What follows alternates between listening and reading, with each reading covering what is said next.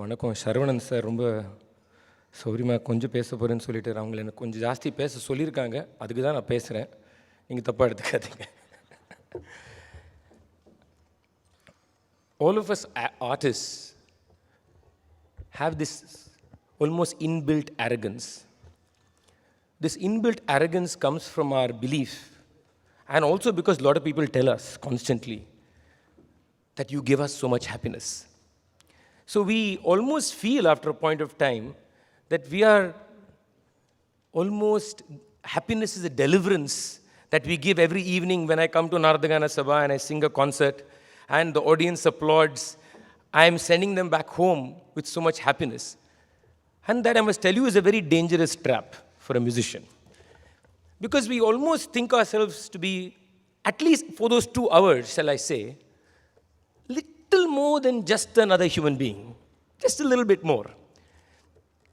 So, I found this subject very interesting because this subject questions my basic presumption of being an artist. And I think that's, for me, the most important aspect of this subject. And so I'll speak as a musician, as an artist. Am I really making people happy? Is a question that I love to ask myself. My natural answer is yes, of course I am. They applaud, they're very happy, they smile, they come and tell me. But am I really making them happy? How much of all this that I do every evening is so well orchestrated by me that I'm actually only making myself happy? And in doing that, I am just reiterating what all of you are used to listening to and most comfortable listening to. And I know if I do that to you, you will make me happy, which basically means I'll get more applause. In musical sense, that's the simplest answer. So the first question is, am I really making people happy? Now, again, I go back to myself and say, no, I don't really agree. Yes, you can orchestrate it. But there's something more that really does happen. So I should ask the question whether there is happiness itself that needs to be investigated. What is it to make somebody happy? Or what is it to feel happiness? And in my search for that, I did a little, shall we say, research on the word happiness. And on another word that we use very often, which is called joy. And we use those words interchangeably. Sometimes we feel joy is slightly more, shall we say, philosophical, whereas enjoyment or shall we say happiness seems more very temporary. And I found something very interesting. It's just the opposite. Joy is considered a transient thing, something that comes and goes, something like gratification, pleasure, and from that comes the word enjoyment. Whereas happiness originally supposed to signify good fortune, something that is more longer, a person who's blessed, something that lasts for a longer time. So in a way, happiness is supposed to last for a longer time. So when I sing in the evening and all of you applaud and all of you go back home saying, what a wonderful kacheri by T.M Krishna, am I really giving you happiness? Or is it just a transient evening feeling of just joy? I'm not saying joy is not important. Joy is important. But when we look for happiness, maybe we're looking for something that is more than being transient. And here again, I get an answer from how people react to music sometimes. You come out of a concert. And when you come out of a concert, some people will come and tell you, sir, இந்த பாட்டு பிரமாதமா பாடுனீங்க sir. That part of that raga was excellent, sir. இது ரொம்ப நல்லா இருந்தது sir. எனக்கு அப்படியே வந்து 1950ல நான் MS சுப்புலட்சுமி பாடுறது என் மைண்டுக்கு வந்துருது sir. Lot of things. Beautiful thing as far as I'm concerned. They will just come, maybe just do this to you, or will not even say anything, will not even have a conversation, and will go back home. Makes me wonder whether there's a difference in the way the 2 people have received that evening. And I think there is a clue to what really happened. And this is something all of us have felt. I'm sure all of us here have gone to a dance program or watched a film. And after that, you don't want to say the film was wonderful. You don't say the evening was beautiful. No word, in fact, describes what you experienced that evening. In fact, all you do is keep quiet. And that's usually killed by somebody asking you the most mundane question of what there is for dinner that day. And that to me is something special, something more than a transient feeling of joy, something that touches you in a way that makes you happy in a very different sense. The same thing, what about the musician? What about me? Do I feel that? Yes, the musician also does. The musician also, there are days when the musician knows that the musician has not delivered anything. Musician has not provided a supply for a demand. The musician has just experienced joy. And the musician also doesn't speak. The musician also heads home.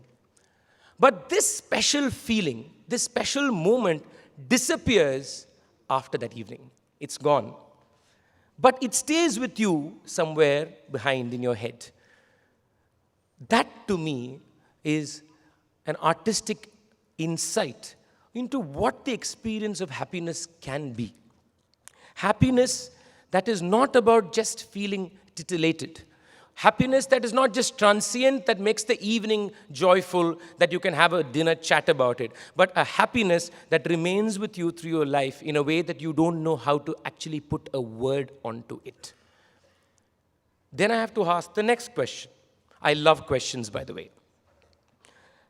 When am I really happy? Forget about the musical stage. Forget about me being a musician. When am I really happy? Usually, when we talk about happiness, we'll say, when my child was born, when I got this award, when I got this write-up in the paper, or when this event happened, that event happened, somebody said something. And it is usually always connected to, shall we say, just for conversation, the outside. Something being given by the world to me, or something that I see in the relationship that I have with the people around me, with the people around in the world. But what about the conversation or the relationship that every one of us have with ourselves? Does this mean that I'm not connected to the world? Of course I'm connected to the world. There is no one who lives in an island. But I become who I am only when I see how I am connected to the world. Please don't think that all I'm saying here is some English-speaking, middle-class armchair philosophy, because it's all in English. I can tell you I've met many farmers, a weaver, who has a better sense of that self, of where he or she is, or what they are doing in their life, than most of us probably seated in this auditorium today. So then the question is, what is that happiness? And if you really look at it, the moments that you're really happy, usually nothing much is happening. Usually nothing much is happening. You could be very quiet in a place. You could just be smiling to yourself. You could be not watching a film. You could be taking a walk. And there is something that happens and fills you and stays with you. That, I think, is again the same special feeling that you get when you walk out of some of those artistic events. One last question. Happiness for whom is a question that needs to be asked. Happiness designed and choreographed by whom? And here I'm using happiness in the sense that we colloquially use it. This is a very important question because most of us want to contribute to somebody else's life. We feel empowered to do something, shall we say, for the marginalized, for the oppressed, for those who are stigmatized in different ways. But when we do that, are we looking at ourselves to be in a position of a majoritarian, a position of power, a position to say that I am changing your life? Or am I also saying that my sense of happiness is what you should also get? Am I judging their own sense of happiness? This is very important to ask this question because we cannot take it for granted that a marginalized person or an oppressed person does not have a sense of happiness. That is an important judgment that none of us should make on people, which we usually make. So, as human beings, we have to help. We have to help those in need. But we have to place ourselves in a position where we are very, very careful about why we are doing it. We have to realize that we come from a position of power.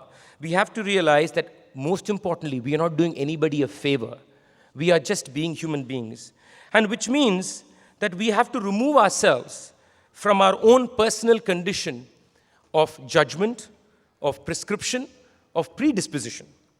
This is again very similar to that same moment that I first described, where I said it was a sense of a selfless feeling, a sense of that artistic moment where you didn't bother who the musician was or the dancer was or where you were.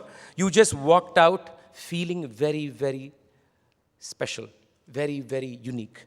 And that is the same thing we have to do. This is not a CSR responsibility. This is not a CSR target that a company fulfills and says, I am changing the world. This is not about T.M. Krishna, the individual standing in front of you. Can I become a Dalit, the beggar, the transgender, the alcoholic? I cannot. But can I stop looking at them from my position of power? Yes, I can. In fact, I should. Can I stop imposing my idea of happiness in them? Yes, I should. Yes, I can. Can I respect the fact that they know happiness and hence I am not a savior? That too I can.